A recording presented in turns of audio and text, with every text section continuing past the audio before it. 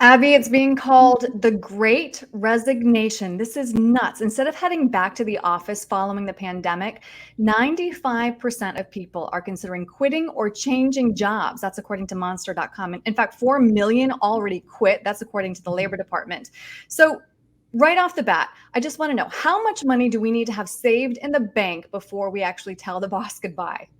Yeah, Erin, that's a really good question, and one that hopefully people are asking themselves before making that Right. leap.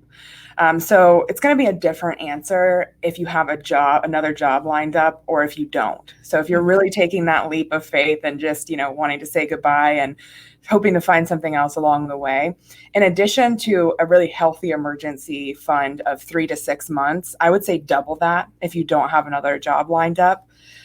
Just to make sure you're not going to deplete your emergency savings. What if something happens and you get sick or can't find a job right away? You want to make sure that you have an additional cushion there, and you're not going to have to take on debt. I Just can't imagine the to stress. bridge You don't that. want that to happen for sure. Okay, so I wanted to show you something else that I thought was really interesting. Of people polled, 1/4 want to work entirely remote, but of CEOs polled, they want kind of a hybrid model. So if we have that disconnect with the boss where we just want to pull the plug, we want to say, no, I want to be done. What else do I need to ask myself? What other financial ducks do I need to have in a row? Yeah, that's another great question too. We don't want to leave money on the table, or at least we want to know what our options are. So things like, do you have equity or company stock options that are going to vest in the near future? So what you don't want to do is, walk away a month before those type things vest, because you're really going to leave that money on the table. So if you can at least look into that and know what your options are, you might want to stay just a little bit longer, and then find something else. Right. And you said also important to consider your 401ks and other investments.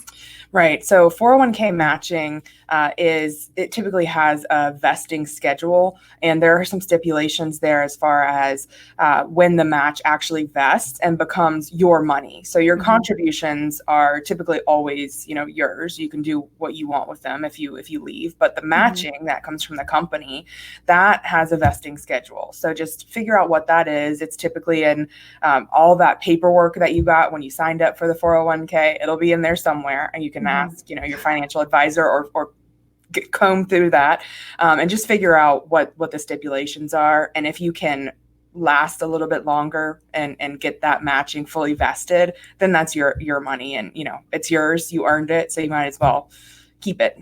Gut it out. Yeah, don't want to leave money on the table. And Right, because it's so important, we're going to say it again, the emergency fund.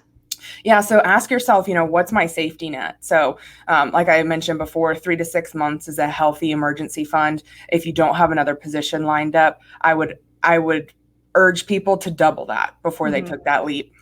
And I think probably a lot of people know this, but maybe not how expensive it can be. And that is, of course, health insurance. Right, Erin. I mean, that's one of the top expenses for people that, either are self-employed or they're going to be in between jobs. So just kind of figure out what your plan is there, and make sure that you have coverage lined up. So maybe you can join your spouse's plan. Even if it's not that great, it might be less expensive than finding something on the marketplace or Cobra. Cobra is an option for typically 18 months, even more than that sometimes, but it's pretty expensive. So just kind of shop around, know what your options are, and make sure you have some plans to cover that. We don't want to go without health insurance in case something happens. Right. Of course, it's a very emotional decision, but you don't want to make it knee jerk. We got to think this all through. So if somebody wants your help, kind of walking them through this about whether they can actually quit or retire early, how do they get a hold of you? Yeah, and retiring is another question. We could do a whole topic on that. Maybe that'll be our next video. So if you want to get a hold of us, you can visit theretirementfamily.com or give us a call at 678-442-0255. All right, that's great. Abby, thank you. Thank you, Erin.